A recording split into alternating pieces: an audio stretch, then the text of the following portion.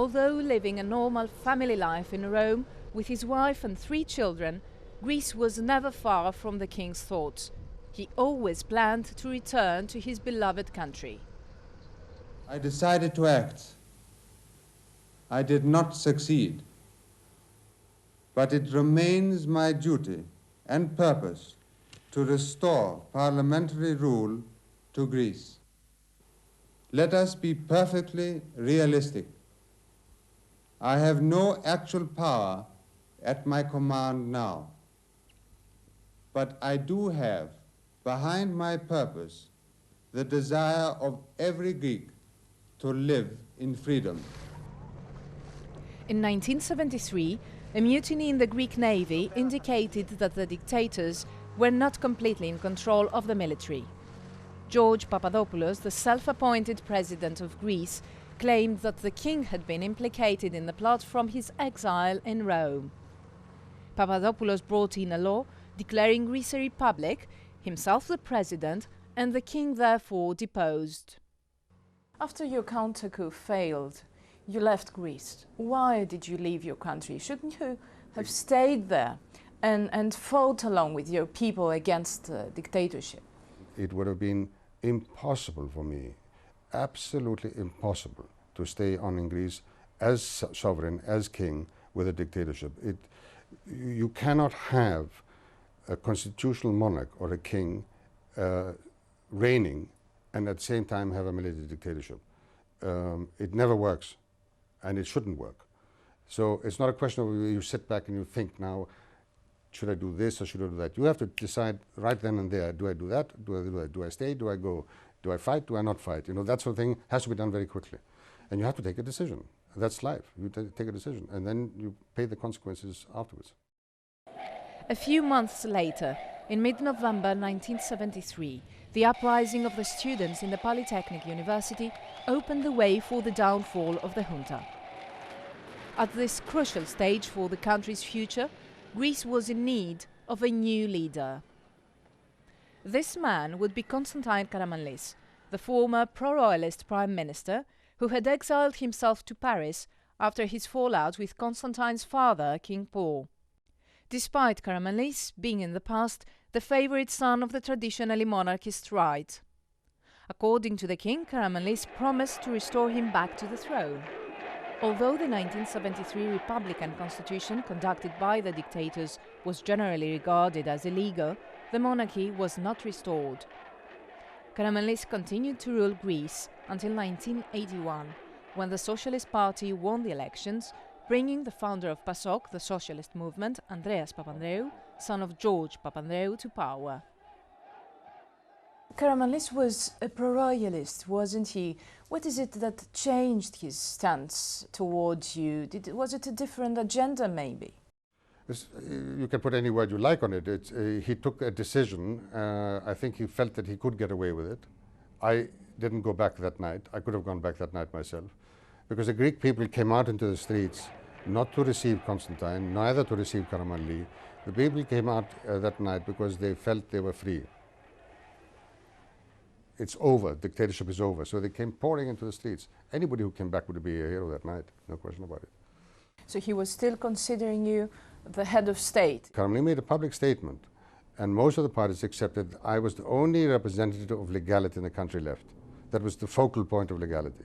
And that's why he said to me that I will swear my head to the legal head of state. In any case, I never heard from him again, and he went back and he took the oath of office and proceeded from there. The monarchy had one point in the non-left, let's say, sector of Greek society because of the civil war, because of an anomaly. The anomaly strengthened the hand of the monarchy, but temporarily. When the danger was over, most Greeks were not terribly keen towards the monarchy. They did not feel the monarchy was a big blessing. For the past 3 decades, this house in North London has welcomed royalty from all over the world. Constantine's cousin is Prince Philip of Britain, and he is also Prince William's godfather. But as Constantine explains, house doesn't necessarily mean home. 5 children growing up in this house, with my wife and all that, there has been one. Home will always be Greece. And I have, let's say, 3 chapters. When I was there in my old home, when I was here, and that was home away from home. And when I sell this to buy a house in Greece, it'll be the last chapter. To the former king and his family, this is home, the Tatoi estate in northern Athens.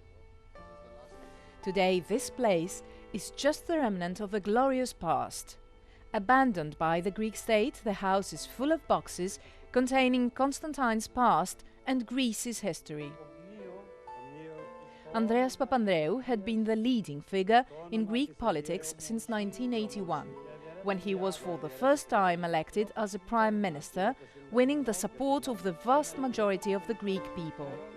In 1993, he was re-elected as premier, despite being tried for his alleged involvement in a financial scandal.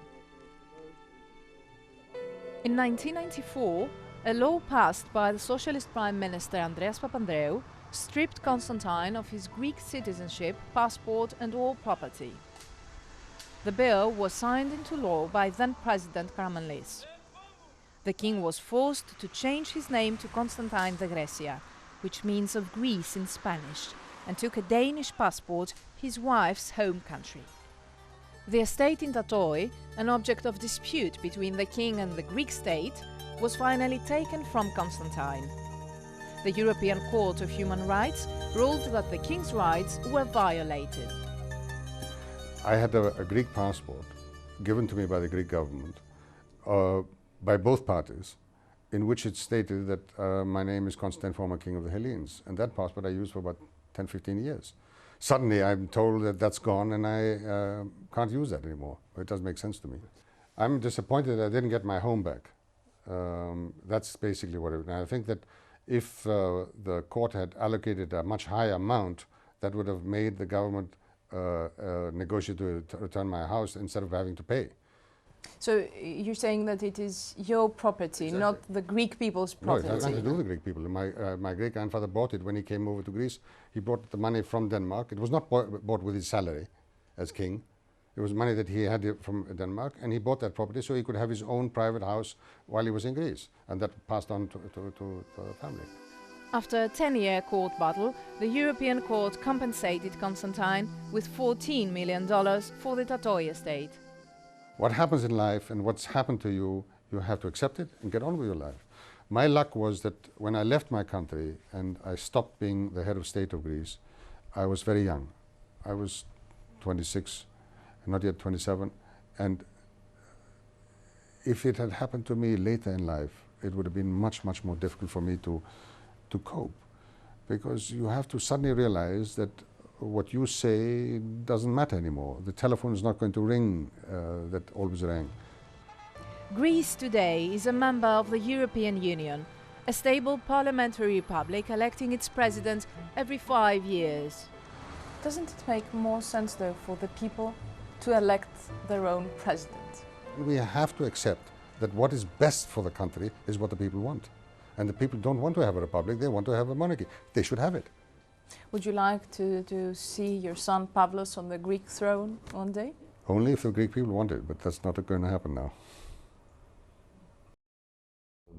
I expect that there is a small minority of people who still pine for the monarchy, but on the whole, nobody thinks much about the monarchy. When they do come to Greece, the family, people I think look with sympathy because it's a handsome family, nice looking people, pleasant. That's the extent of it. There's no particular feeling either for or against. Are you aware of the fact that there are Greeks who say, you're not even Greek? My family came to Greece 150 years ago, more. Is there going to be a time limit where somebody's going to tell me that I'm Greek? Secondly, I don't recognize anybody in my country who is entitled to tell me if I am or if I'm not, because that was unacceptable to me.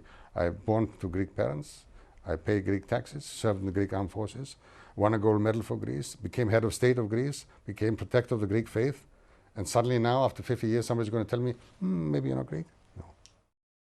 I don't see him as a threat anymore to democracy, to the political system of Greece. Just because he was a king once in Greece, that doesn't mean that he doesn't have the right to visit the country whenever he likes. And buy a house and buy property here? But that's okay. That's fine. I mean, I view him as like anyone of us, like a foreigner who comes to Greece and wants to spend some time here.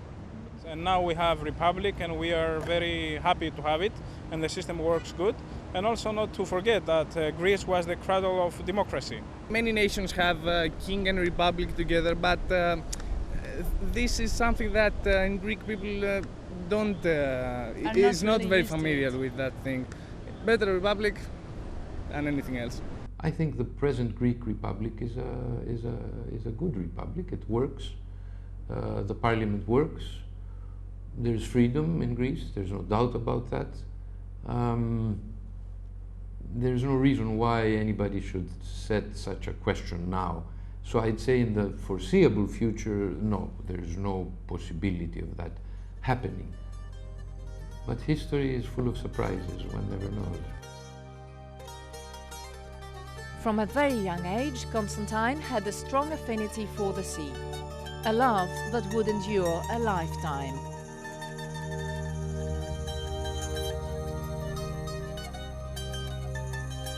I think what I learned from sailing is, first of all, you learn a very important thing.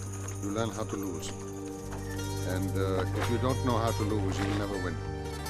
This man had to compromise with losing something major: his kingdom, his country, his identity, and the love of his people.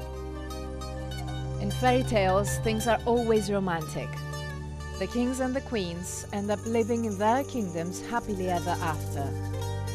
In the real world, it is people who have the power and who get the power to shape their present and their future.